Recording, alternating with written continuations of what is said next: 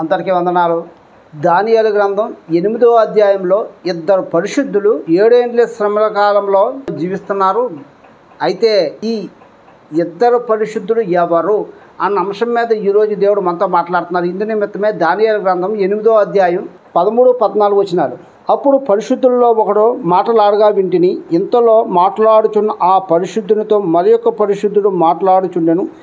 ఏమనగా అనుదిన బలిని గూర్చియు అతిక్రమము జరిగినందున సంభవించు నాశనకరమైన హేయ వస్తువును గూర్చియు కలిగిన ఈ దర్శనము నెరవేరుటకు ఎన్నాళ్ళు పట్టుననియు ఆ ఆలయ స్థానమును జన సమూహము కాళ్ళ క్రింద తొక్కబడుట ఎన్నాళ్ళు జరుగును అనియు మాట్లాడుకునిరి. అందుకతడు 2300 దినముల మట్టికే అని నాతో చెప్పెను. అప్పుడు ఆలయ పవిత్రతను గూర్చి తీర్పు తీర్చబడును.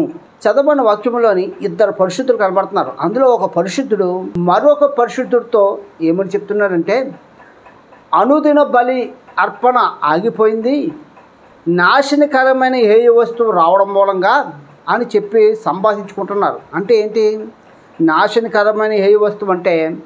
ఆ అబద్ధ క్రీస్తు అంటే 10 మంది రాజులు 7 రాజ్యాల వాళ్ళు యెరూషలేము మీదకి వచ్చి శ్రమలు కలుగజేస్తారు.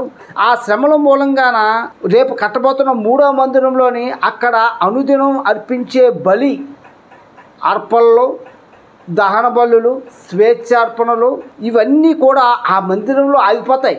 ఆగిపోవడం మూలంగా ఇప్పుడు ఆ ఇద్దరు పరిశుద్ధులు ఏమని మాట్లాడుకుంటున్నారంటే, ఈ బలి ఆగిపోయిన దానికి ఎప్పటి వరకు ఇది కొనసాగుతుంది అంటే 2300 దినముల మట్టుకే అని చెప్తున్నారు. ఇదంతా కూడా ఆ ఇద్దరు పరిశుద్ధులు మాట్లాడుకుంటున్నారు.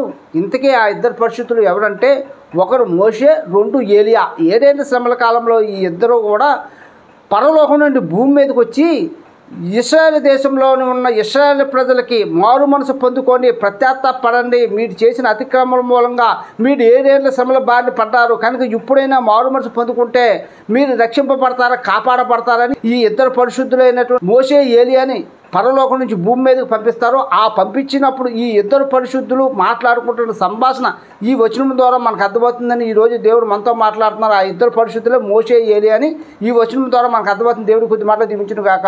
ఆమేన్.